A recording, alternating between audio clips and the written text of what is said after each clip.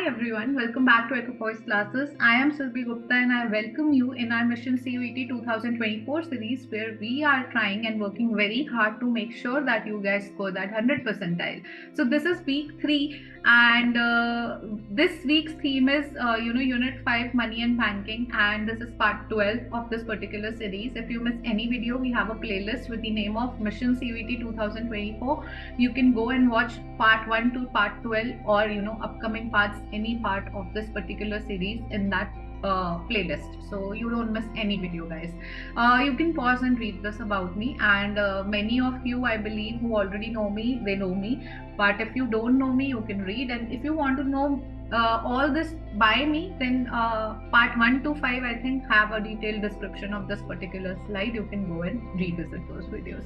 This is my scorecard, everybody. In 2023, even I appeared for this particular exam as a teacher only, definitely not as a student. I'm not, I don't wish I've already completed. You can see my economics honors and masters already done. So but in 2023 I appeared because I've been working very closely as CUET specialist of economics. So I wanted to see the questions that I create, how closely they resemble the actual paper, and they actually did almost 90%. So you can see economics domain subject I had, I scored 100 percentile, guys. Okay, so you can trust me. This is the agenda. Again, you can pause and have a look.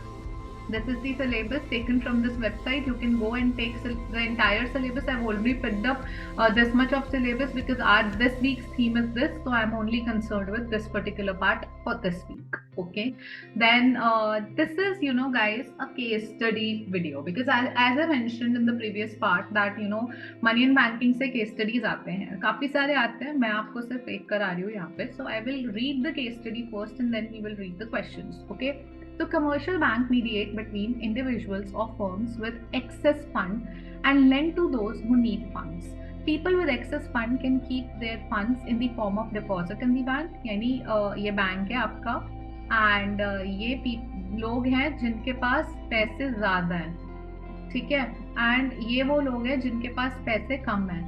सो जिनके पास ज्यादा है वो bank में deposit कर सकते हैं, जितने उनको अभी रिक्वायर्ड है, उसकी नीड से ज्यादा है वो बैंक में डिपॉजिट कर सकते हैं. बैंक में यहाँ पे डिपॉजिट कर देते हैं, बैंक के पास पैसे आ जाते हैं, एंड बैंक क्या करती है, जिन लोगों के पास नहीं है उनको लेंड कर देती है.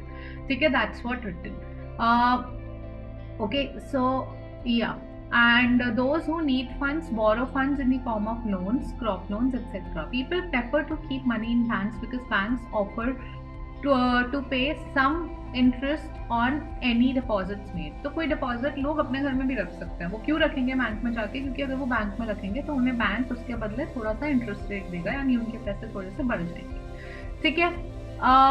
Then also it may be safer to keep excess funds in the bank rather than at home in the modern context, given checks and debit cards having a demand deposit makes transactions more convenient and safer even when they do not earn any interest. Imagine having to pay a large amount in cash for purchasing a house. Better you have a debit card, you have the online transaction. तो अगर interest नहीं भी मिल रहा, इतने पैसे घर में रखना सेफ नहीं है, या इतने पैसे लेके घूमना सेफ नहीं है आज की डेट में. सो इससे बेटर है, आपके लिए कन्वीनियंट है कि आप पैसे बैंक में रख दीजिए. What does the bank do with the funds that have been deposited with it? Assuming that not everyone who has deposited with that particular commercial bank will ask at the money at the same time. So बहुत सारे लोगों ने मैंने जाके bank में deposit करा है पैसा, तो हम बैंक अज्यूम करते हैं कि सारे लोग मुझसे पैसा वापस मांगने एक दिन में तो नहीं आ जाएंगे. ठीक है, इसीलिए बैंक फर्दर लेंड कर देते हैं जिनको जरूरत है.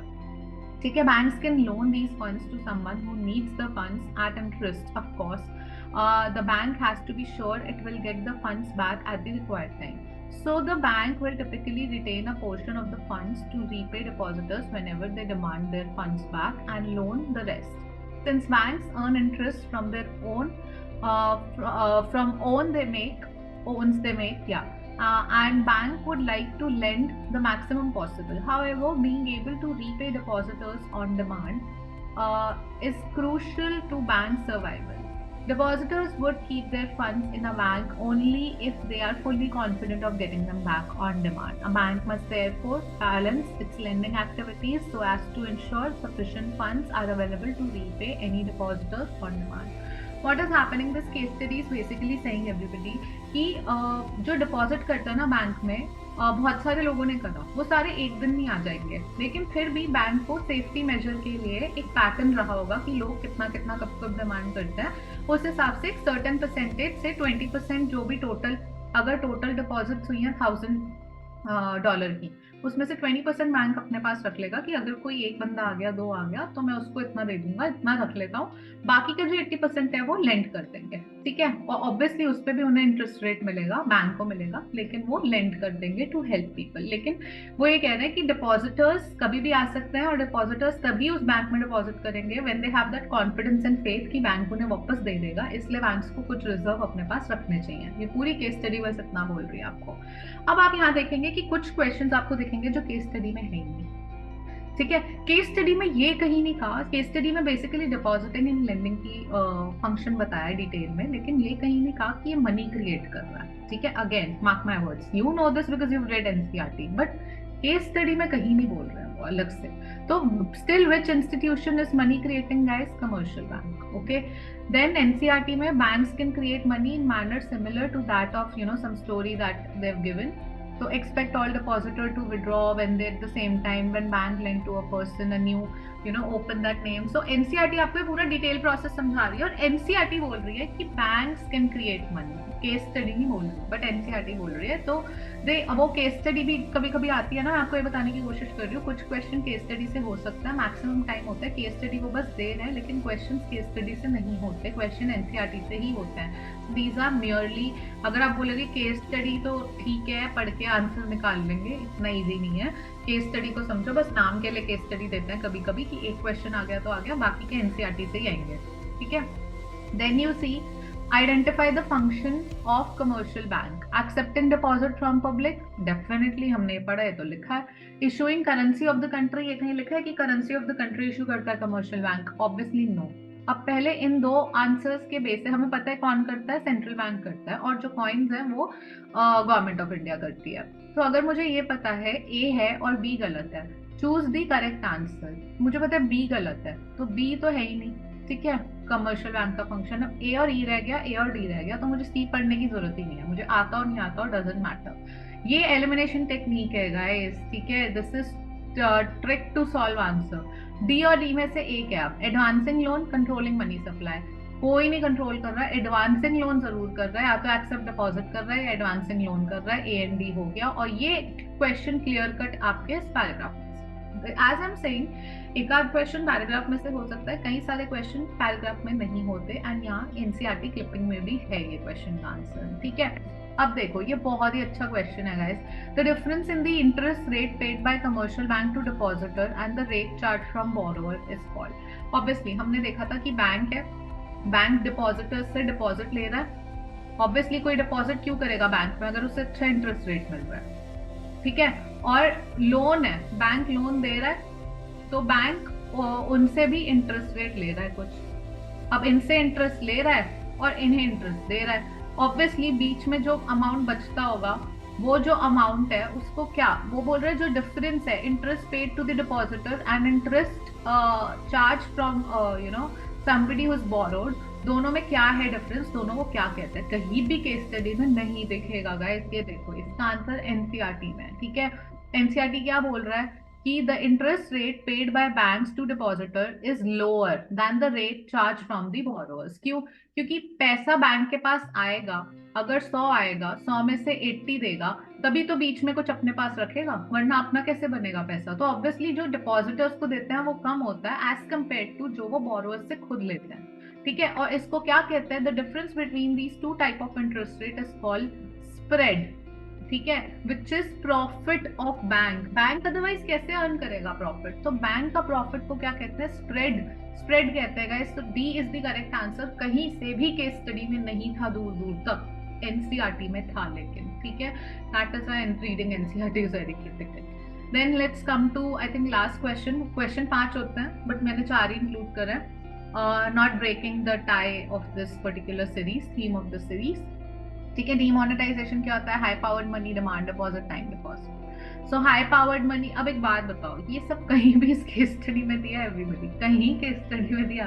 कुछ नहीं दिया केस स्टडी में, ठीक है, बट आपको आना चाहिए, ठीक है। So what is it like? Demonetisation क्या था कि आपने क्या किया? Stripping the currency of its legal status. I know a का जो है वो 4 है, ठीक है, A4 लो, मेरा तो एलिमिनेशन टेक्निक से ही हो गया, कुछ आए ना आए, डीमोनेटाइजेशन भी पता है, तो आपका आंसर आ जाएगा। गाइस इसी बात पे आई नीड टू नो कौन लोग मेरी वीडियो बहुत ध्यान से देख रहे हैं। इसीलिए क्वेश्चन पूछूंगी कि आप इसका प्लीज आंसर करिएगा कमेंट सेक्शन में कि डीमोनेटाइजेशन कब हुआ था इंडिया में, लास्ट डीमोनेटाइजेशन कब हुआ था। एंड अगर आप जानना चाहते हैं, आपके बेनिफिट के लिए बता रही हूँ, डीमोनेटाइजेशन में इंडिया में अब तक टोटल कितनी बार हो चुका है, कब कब हुआ है, ये अगर आप मेंशन करेंगे कमेंट सेक्शन में, then I would know you are literally an ardent student and you are very discipline, और आप बहुत फोकस से पढ़ रहे हैं। Okay, so even I am interested in knowing ना कि knowing you personally, so that मैं आपका नाम भी लूंगी नेक्स्ट वीडियो में, promise. Okay, I mean next week के वीडियो में, ठीक है। So this is it, but let's read कि बी का 3 बोल रहे हैं हाई पावर्ड मनी क्या हो गया? Currency issued by central bank. C का 2 हो गया डिमांड डिपॉजिट का 2, checkable deposit, and time deposit have a fixed period of maturity. All right guys, so this look, demonetization से आंसर है, demonetization बैंक में आपके यहाँ पे था, मतलब NCERT में था, ठीक है। So guys, this is it, and if you want to study personally from me, my batch is starting, CUET sprint batch is starting from 1st April, and ये सब उसमें मिलेगा, आप देख सकते हो, मैंने डिटेल वीडियो भी बनाई है, मैं आई बटन में और डिस्क्रिप्शन में डाल दूंगी, समझ लो इस बैच में आपको क्या क्या मिलेगा।